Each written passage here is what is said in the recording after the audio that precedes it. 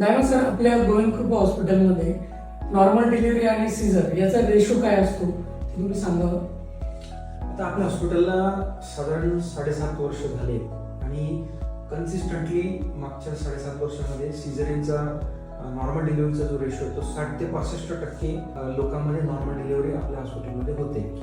दर महिन्याच्या शेवटी आपण किती डिलिव्हरी झाल्या, त्याच्यामध्ये किती मुलं किती मुली आणि नॉर्मल डिलिव्हरी किती याचा आपण ॲनालिसिस करतो आणि त्याची कारणे मीमांसा करतो की ह्या महिन्यामध्ये चांगलं झालं असेल तर काय, किंवा आणि महत्त्वाचं म्हणजे की 60 ते 65% नॉर्मल डिलिव्हरीचा जो रेट आहे ह्याच्यामध्ये अप्स अँड डाऊन्स बऱ्याच वेळा झालेले आहेत.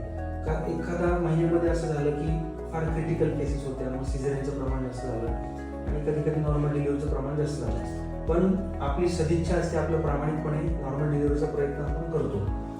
पण जुलै महिना 2026 हा आपल्यासाठी एक्स्ट्रा ऑर्डिनरी होता, कारण त्याच्यामध्ये सर नॉर्मल डिलिव्हरीचं प्रमाण हे 80% जास्त होते, म्हणजे 80 ते 85% होतं. म्हणजे लिटरली पूर्ण महिन्यामध्ये आपले 3 किंवा 4 सिझरिन झाले. बाकीच्या मॅक्झिमम पेशंटमध्ये नॉर्मल डिलिव्हरी आपण करू शकलो. आणि ह्याचं मेन जे क्रेडिट आहे ते एकट्या माणसाचं कोणाचं नसून टीमचं आहे. खास करून रोहित सर यांनी फार मेहनत घेतली आणि सगळा स्टाफ हे सगळ्यांनी मिळून टीम वर्क करून आपण ही चांगली जी गोष्ट आहे ती अचीव केली आहे. आणि सर WHO वर्ल्ड हेल्थ ऑर्गनायझेशनने रिकमेंड केलं आहे की तुमचा सिझरिनचा जो रेशो आहे किंवा रेट आहे तो 15% वरती असू नये.